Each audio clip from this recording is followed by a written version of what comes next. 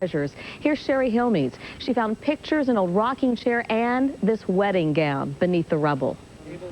I mean, there's a lot of stuff that you can see that's just ruined. A little frustration. My mom died about 3 years ago, and there's a lot of her stuff that's in there that's just her bed that was her mom's is just smashed and things like that. So it's hard, but we'll go on.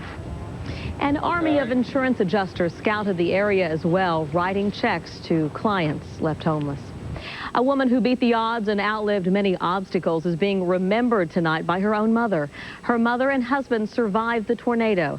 Cherokee Ballard joins us live from Baptist Medical Center, where the mother's being treated. Cherokee, tell us about this story. Well, Jennifer, you know, everyone says parents should outlive their children. Even so, Beverly, Arthur's mother, wants you to know her daughter and wants you to hear her story of courage. Pictures are some of the most precious and priceless possessions of the Arthur household. They're covered in dust, but they're all right.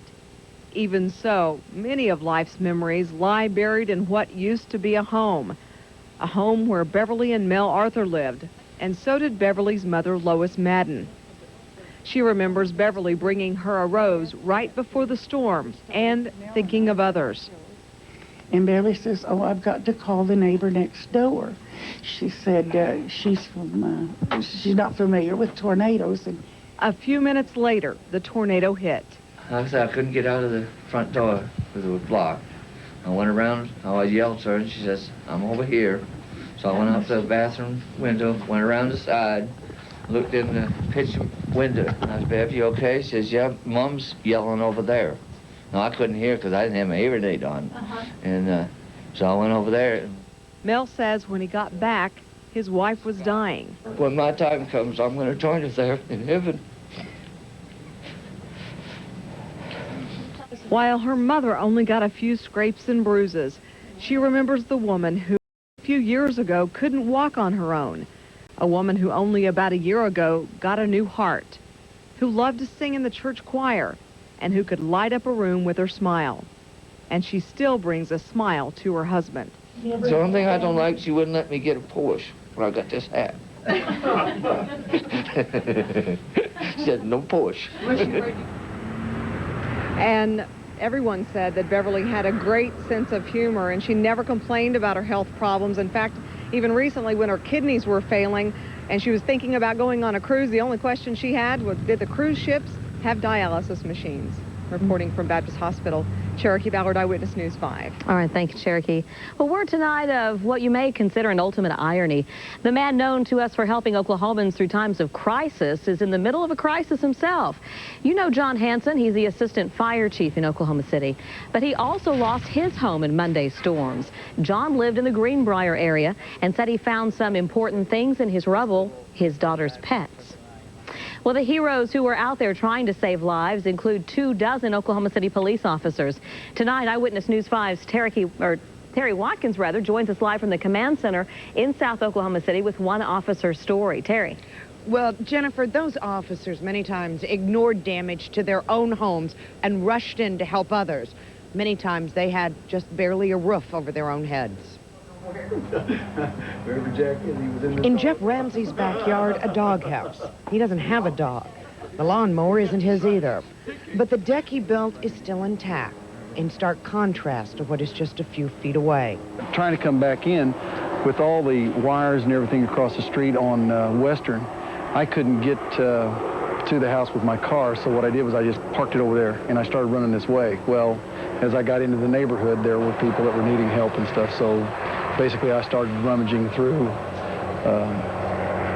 all the brick and destruction over there to find what I could, you know, people or animals, just save what we could.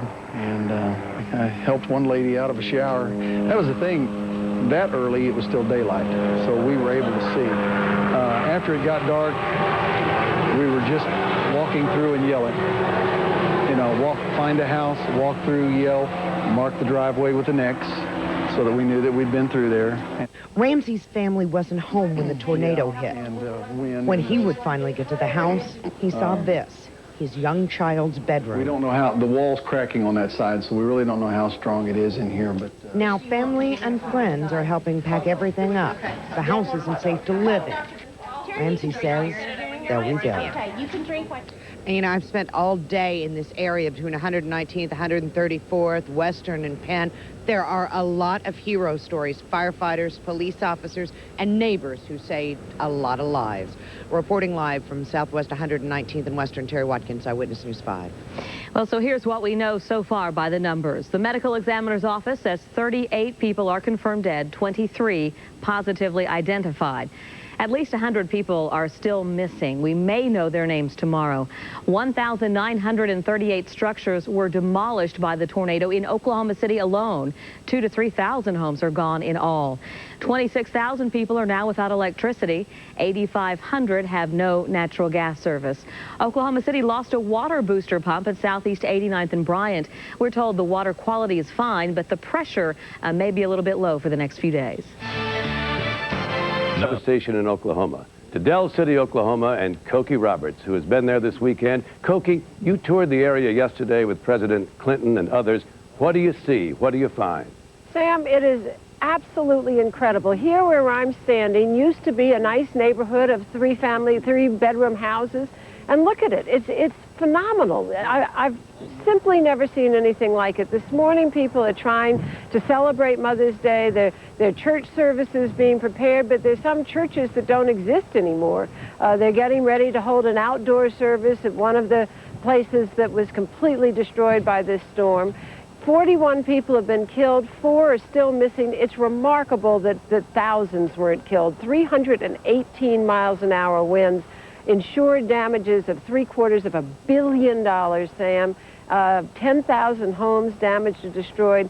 This is a truly devastating sight. I don't know if you can see behind me, there's a car back there that's just turned upside down. You see that everywhere, all over town. Just helter-skelter, cars, houses, everything just blown away. We talked to the president yesterday. He was here offering some support. I talked to him about Mother's Day. We'll have that later in the program. Thank you, Cokie. It really does.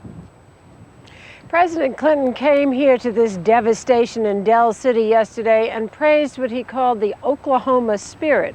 It's hard for some to keep up that spirit on this Mother's Day, but heavens knows the people here are trying.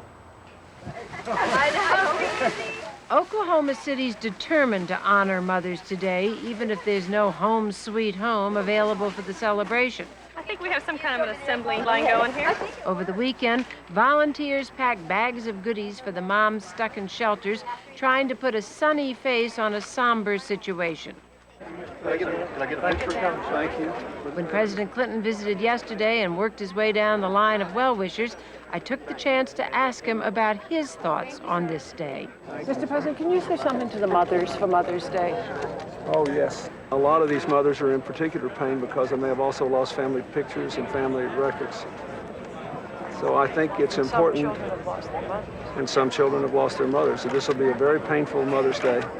You know, there was one incredible story of a mother and a child under a culvert, and the mother quoted scripture to the child, 11-year-old child, and then was blown away and did not survive.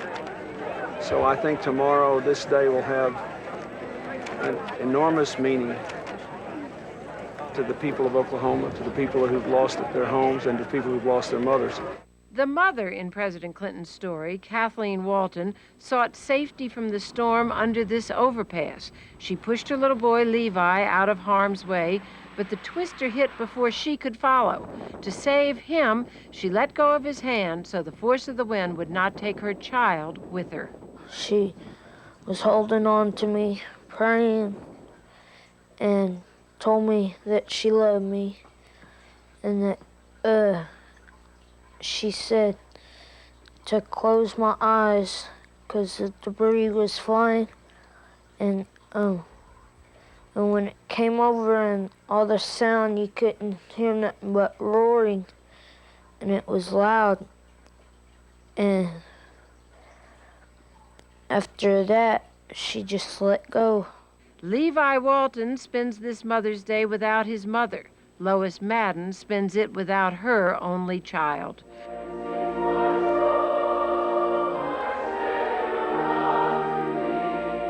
Yesterday, Lois did the hardest thing a mother ever has to do. She went to her daughter's funeral.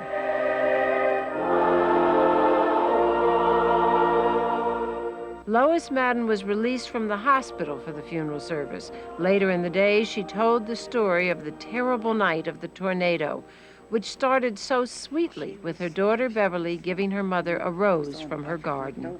It was almost perfect, perfect rose.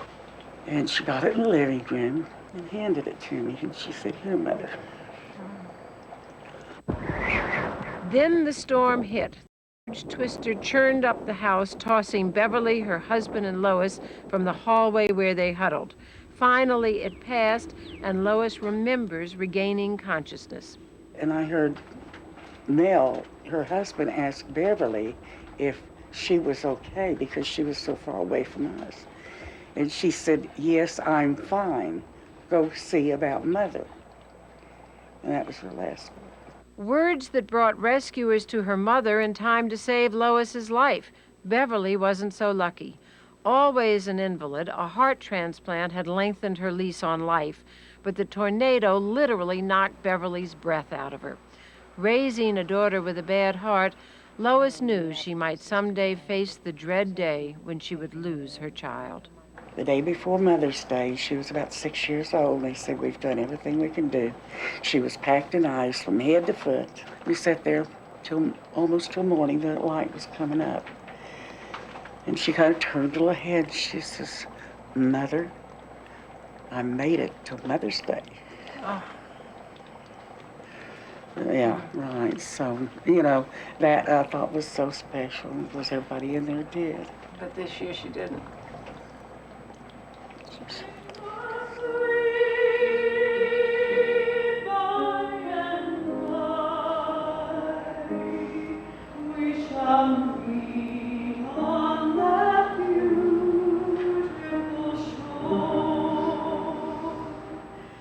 A very, very tough day for a lot of families. But you know, what's really struck me here is that Oklahoma spirit, the sense of humor that people have maintained with this incredible devastation all around them.